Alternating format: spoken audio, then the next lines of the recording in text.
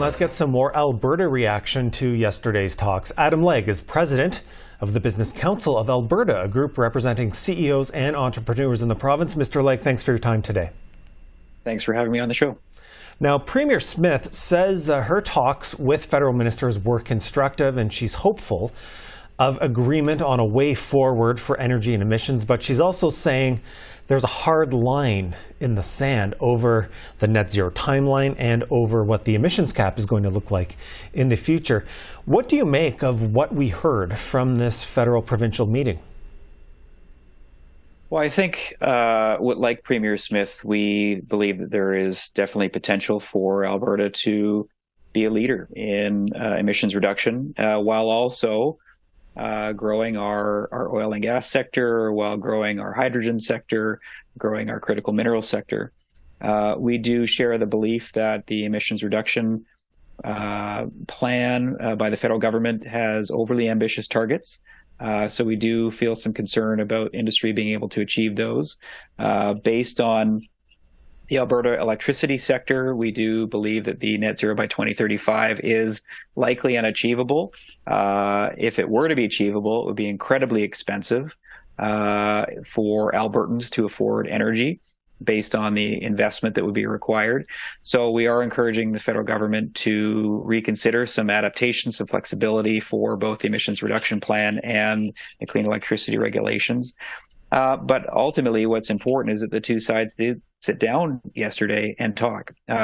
We can't continue to have these discussions played out over media and by discussions over the fence, so to speak.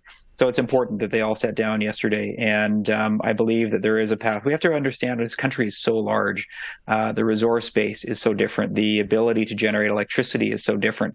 The one-size-fits-all approach just will not work in this country. And so it's important that we take more regionalized approaches that respect the geography of our provinces, the resource bases of our province, and find ways to collectively achieve a target, but allowing adaptation for different realities in different parts of the country.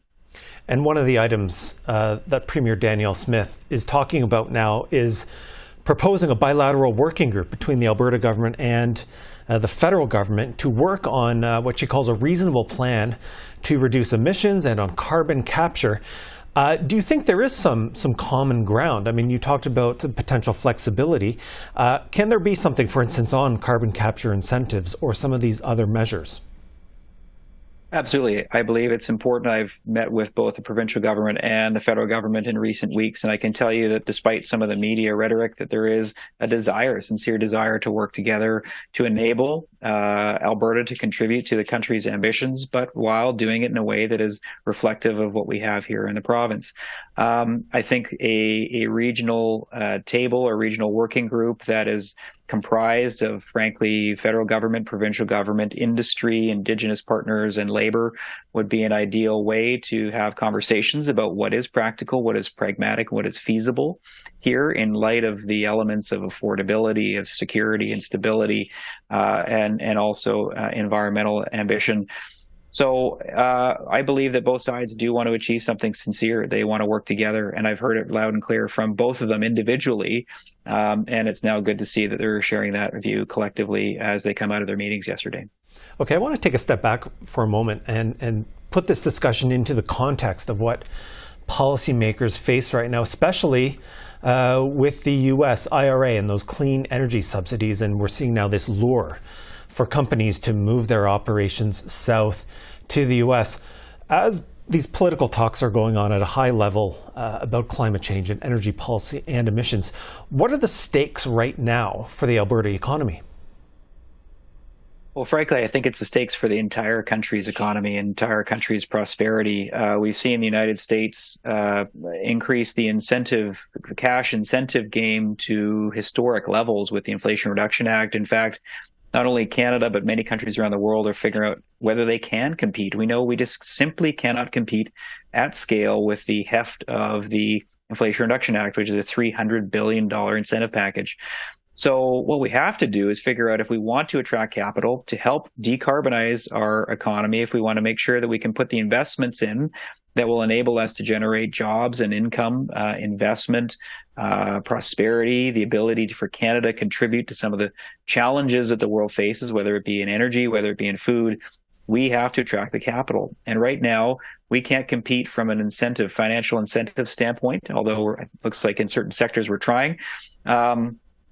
So other key parts of decisions are around regulation. And that's an area where we're encouraging the federal government to make sure we are a world's best in regulatory approvals and permitting.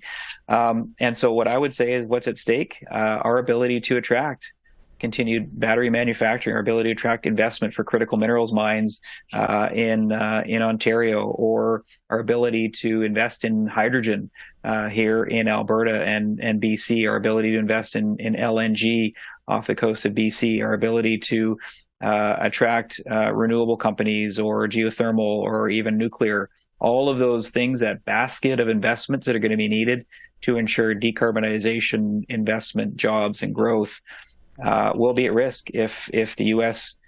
beats us at the incentive game, and then also could potentially beat us at the regulatory game. So lots at stake. And I think we need to really think strategically about where Canada wants to differentiate itself and be a global leader, not only in the activities, but also in how we're going to attract that capital. Okay, and I know your group has just recently put out a new report on the net zero economy and that regulatory process, warning that without some big changes, Canada will struggle to reduce emissions and get big projects off the ground. Tell me what you believe needs to happen specifically on the regulatory front. Well, the ultimate premise is that we have a very high set of ambitions for emissions reduction in this country, and the requirement is for a lot of capital to build the projects that will be needed to then contribute to reducing the emissions. Our regulatory and approvals process in Canada is such that it will be virtually impossible for us to get approval and build the projects we need to do by 2030, which is our Paris target commitment. So what is needed is change on the regulatory approvals process and permitting process in this country for those large projects that need to go through the Impact Assessment Agency or the Canadian Energy Regulator. We need to focus on improved participation. That's primarily with Indigenous communities to ensure that they are active participants in a process, they're engaged, that they have equity participation opportunities with projects that run through the communities. We need to make sure that the participation in our regulatory review process is for those that have actual standing, those have impacts and potential to be impacted by projects, as opposed to letting anyone, particularly foreign interveners that are funded foreign sources, to interfere with some of the processes that we have in place. Secondly, we need to ensure that the process is right, that we streamline it. We scale the review processes to the scope and size and magnitude of a project, and not put everything through the maximum amount of time possible, that we ensure that the departments within the federal government are providing their information requests and their reviews on a timely basis as required by the Impact Assessment Act. And then finally, how do we make sure that that we have predictability, that there's a certainty that once a company goes through a process that they are going to get the permits that they require. So we are encouraging the federal government to ensure that there is a coordinator of the permitting process post-impact assessment review, so that the permitting process doesn't get lost in the various departments within the federal government. We want to make sure that the criteria that the Minister of Environment and Climate Change could use to designate a project is defined. Right now, it's a unilateral power, which is highly undefined, which makes companies and investors very nervous.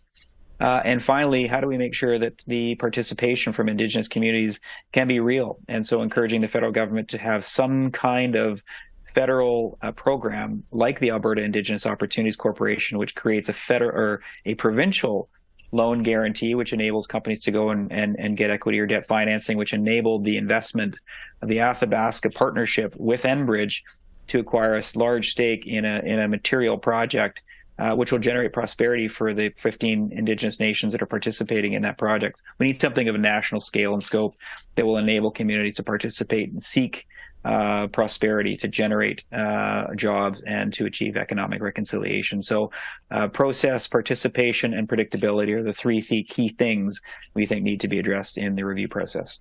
Okay, Adam Legge, President of the Business Council of Alberta, thanks for your time on this. Thanks, Andrew.